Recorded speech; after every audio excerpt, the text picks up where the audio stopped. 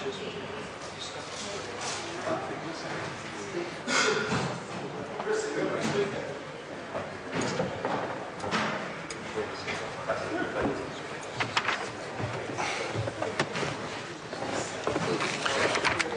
House has resumed. Members, when the House rose for dinner, the House was debating the first reading of the Marine Legislation Bill. Grant Robertson has the call. He's just over 7 minutes remaining. Thank you, Mr. Speaker. Grant Robertson. Thank you very much, Mr. Speaker. Before the break, we had been discussing the Marine Legislation Bill, and in particular, the aspect of the bill that the Labour Party strongly supports, which is finally passing into New Zealand law the International Convention on Civil Liability for Bunker Oil Pollution Damage and the Convention on Liability for Maritime Claims. Two essential pieces of international law that can protect New Zealand's environment and New Zealand taxpayers that should have been done by this government, who, when they came into office in 2008, had a bill. The drafting instructions had gone to PCO. We've got the papers, it shows that. And they sat on their hands after the previous government. We've had a lot of criticism coming across the House about what the previous Labour government had done. What the previous Labour government had done is done what it should. Taken those bills to a select committee. The select committee had got those conventions, to a select committee.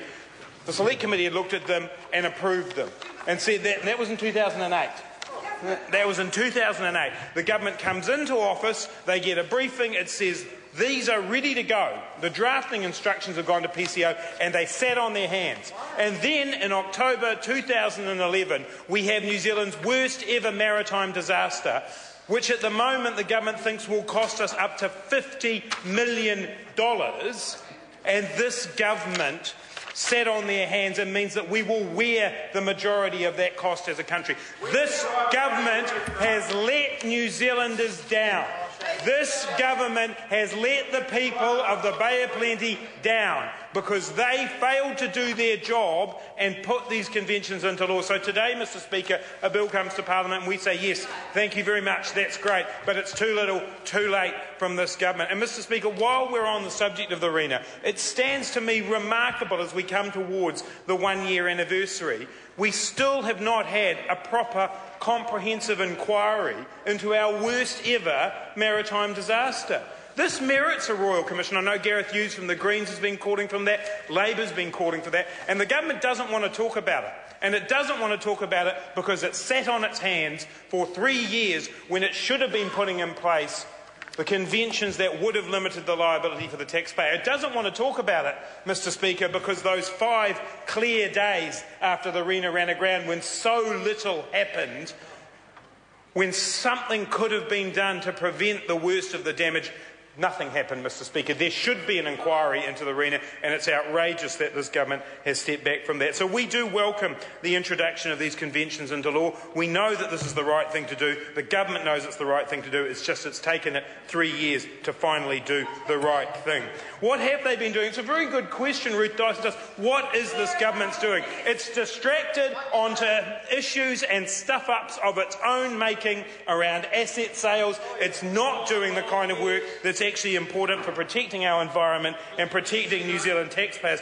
Mr. Speaker, I want to move on to another matter which my colleague Phil Twyford did raise, and that's the change within this particular law around the question of blood alcohol limits for masters, officers and other merchant seafarers performing safety, security or marine environmental duties.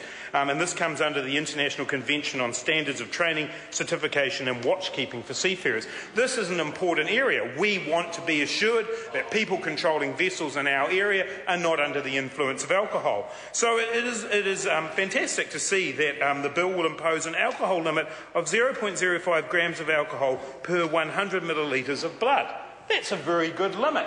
It's a limit that obviously makes sense for people who are using vessels in the seas.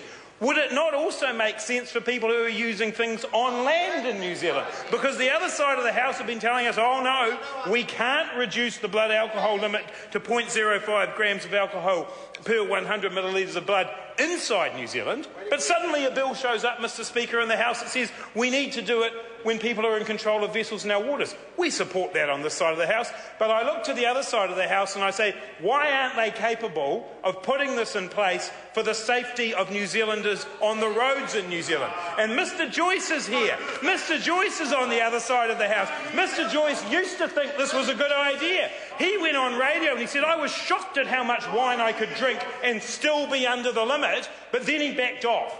He backed off. The focus group must have mentioned the nanny state word, and Stephen Joyce backed off. This is the right thing to do on the high seas, Mr Joyce. It's the right thing to do in New Zealand. But once again, the national government lets down New Zealanders by not doing the right thing here on land, but instead puts up a law that says, yes, this should be right for masters on the sea. Well, that's good. We support that. But it's time for Mr Joyce and the national government to actually get up and do the right thing for New Zealanders on the roads, not just on the high seas. The last matter I want to come to in this bill, Mr Speaker, is the 37 pages of amendments to the exclusive economic zone legislation.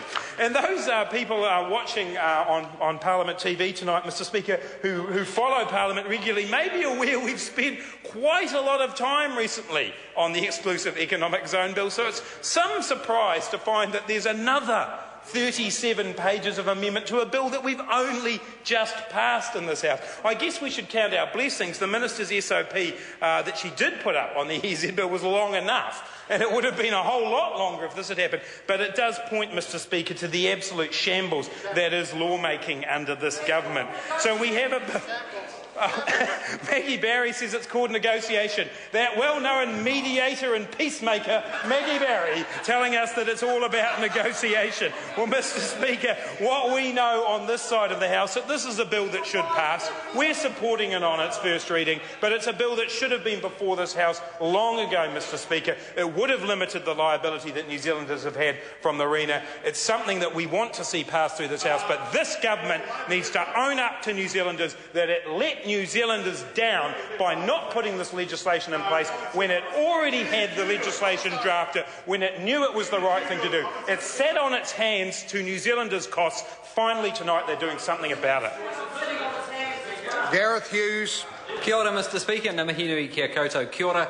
I rise to take a call on this bill. Mr.